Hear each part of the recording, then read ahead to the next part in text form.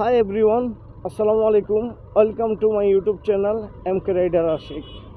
তো আজকে আমি কোনো রাইড শেয়ারের কোনো ভিডিও দিচ্ছি না। আজকে ভিডিও দিচ্ছি যারা নতুন 2025 সালের মাঝামাঝি এসে রাইড শেয়ার করতে চাচ্ছেন তাদের নিয়ে কিছু টিপস বা কিছু কথা বলতে চাচ্ছি, যাতে যারা নতুন আছে তারা যাতে উপকৃত হয়। আর যারা যারা আমার এই চ্যানেলটিতে নতুন আসছেন প্লিজ সবাই সাবস্ক্রাইব করে দিবেন, পাশে থাকা বেল আইকনটি দিয়ে দিবেন যাতে আমি যে কোনো ভিডিও ছাড়ার সাথে সাথে আপনার কাছে নোটিফিকেশনটি চলে যায়। তো যাক, শুরু করা যাক আসল কথা। এক নম্বর হচ্ছে, আপনি যদি ঢাকা বা বাংলাদেশের যেই জায়গা রাইড শেয়ার করতে পারেন সেই জায়গায় রাইড শেয়ার করতে হলে আপনার প্রথমত আপনার এনআইডি কার্ড থাকতে হবে। আপনার বয়স অনুযায়ী আপনার এনআইডি কার্ড হবে। তার মানে হচ্ছে আপনার বয়স যদি 18 হয় তাহলে আপনি এনআইডি কার্ড করতে পারেন, আর আপনার এনআইডি কার্ড থাকতেই হবে আপনি রাইড শেয়ার করতে হলে। দ্বিতীয়ত হচ্ছে আপনার একটি বৈধ ড্রাইভিং লাইসেন্স থাকতে হবে, সেটা যে কোনো বিআরটিরও হতে পারে। আপনার বৈধ ড্রাইভিং লাইসেন্স থাকতে হবে আর আপনার এনআইডি কার্ড থাকতে হবে। এবার 3 নম্বর যেটা থাকতে হবে সেটা হচ্ছে বাইক। এই বাইক নিয়ে অনেকের অনেক মন্তব্য। ভাই, আমার কাছে 160 সিসির বাইক আছে, আমার কাছে 150 সিসির বাইক আছে, আমার কাছে 80 সিসির আছে, আমার কাছে 100 সিসির আছে। আপনার কাছে যেই সিসির বাইক থাক না কেন আপনি রাইড শেয়ার করতে পারবেন। তবে যারা নতুন বাইক কিনে চালাতে চাচ্ছেন তাদের জন্য আমি বলবো যে আপনাদের 100 সিসির মধ্যে বা 125 সিসির মধ্যে বাইক নিয়ে রাইড শেয়ার করাটা উচিত। কারণ হচ্ছে আপনার খরচ কম হবে। খরচ বলতে আপনার পেট্রোল, বড় সিসির বাইক নিলে আপনার অকটেন বেশি জ্বলবে। তো এখনকার বাজার হারে ভাই অনেক রাইডার, অনেক, যেটা বলে আমি বোঝাতে পারবো না। যারা নতুন আসছেন তারা আসলে বুঝবেন যে যদি আমাদের প্যাসেঞ্জার থাকে যদি 100, রাইডার হয়ে আছে 1000, এমন মানে পা ফেলা যায় না ঢাকা শহরের মধ্যে। শুধু বাইক আর বাইক, বাইক আর বাইক, যেই কোনো জায়গায় যান আপনি বাইক আর বাইক। যাক, ওইসব নিয়ে পরে কোনো একটা ভিডিওতে বলবো। এখন আসছি, আপনার যে কোনো অ্যাচিভমেন্টের একটা বাইক থাকতে হবে, সেটা টিভিএস হোক, সেটা হিরোর হোক, হুন্ডার হোক, যেই কোনো কোম্পানির একটা বাইক থাকলে আপনি বাইক রাইড শেয়ার করতে পারবেন। তৃতীয়ত হচ্ছে আপনার একটা ভালো অ্যান্ড্রয়েড ফোন থাকতে হবে। ভালো অ্যান্ড্রয়েড ফোন বলতে আপনার হাতে যে কোনো অ্যান্ড্রয়েড ফোন থাকলে আসলে রাইড শেয়ার করা যায়। তবে আমি বলবো যে একটু ভালো র্যাম আছে সেরকম একটা মোবাইল থাকলে আপনার ইজি হবে। কারণ হচ্ছে আপনার যে র্যাম কম থাকে, আপনি যখন উবার, পাঠাও চালাবেন তখন 2-3টে অ্যাপস আপনি যখন ওপেন করবেন তখন আপনার মোবাইলটা লোডিং করা শুরু করবে, হ্যাং করা শুরু করবে। দেখা গেছে আপনার একটা কল আসছে, কল বাজতেছে, আপনি শুনতেছেন, কিন্তু দেখা গেছে যে আপনার এটা ডিসপ্লেতে শো হচ্ছে না। তার কারণ হচ্ছে আপনার র্যাম উইক, মানে র্যাম দুর্বল আপনার। তো ভালো একটা র্যামের একটা ফোন প্রয়োজন।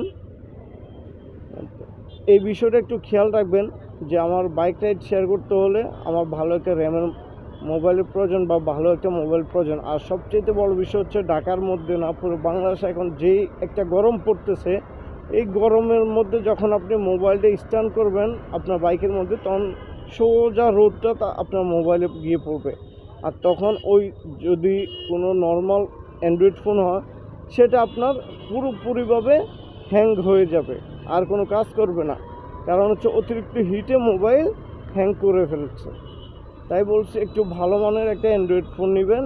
যারা এই রাইড শেয়ার করতে আসছেন তাদের জন্য এই একটা গুরুত্বপূর্ণ একটা টিপস। এবার আসুন, আর কি আপনার আর কোনো কিছুরই প্রয়োজন নাই। তবে যারা নতুন, যে ভাই আমি তো রাস্তা চিনি না, আমি কিভাবে ঢাকা বা বাংলাদেশের যে জেলাতে আপনার বাইক রাইড শেয়ার করে আমি কিভাবে চিনব? আমার বাড়ি হচ্ছে কুমিল্লা, আমার বাড়ি চাঁদপুর, আমার বাড়ি বরিশাল, কিন্তু আমি চাচ্ছি যে ঢাকাতে বাইক রাইড শেয়ার করতে। আমি তো রাস্তাঘাট কিছুই চিনি না ভাই। তাদের জন্য হচ্ছে উবার আছে, পাঠাও আছে, ইনড্রাইভ আছে। ওখানে গেলে আপনার ম্যাপ, গুগল যে একটা লোকেশন আপনার, সেটা আপনাকে বাতাই দিবে যে আপনার যাত্রী কোথায় আছে, আপনার প্যাসেঞ্জার কোথায় আছে, আপনাকে কোথায় যেতে হবে, কত টাকা ভাড়া আসবে, কতটা সময় লাগতে পারে, সব কিছু আপনার ওই অ্যাপসের মাধ্যমে আপনাকে বাতাই দিবে। আর যখন আপনি আস্তে আস্তে পুরাতন হয়ে যাবেন, 2-1 মাস চালাবেন, রানিং হবেন, তখন আপনি নিজে নিজে সব কিছু চিনে নিতে পারেন। যেমন আমি যখন নতুন আসছি তখন আমি কিছুই চিনতাম না তেমন একটা।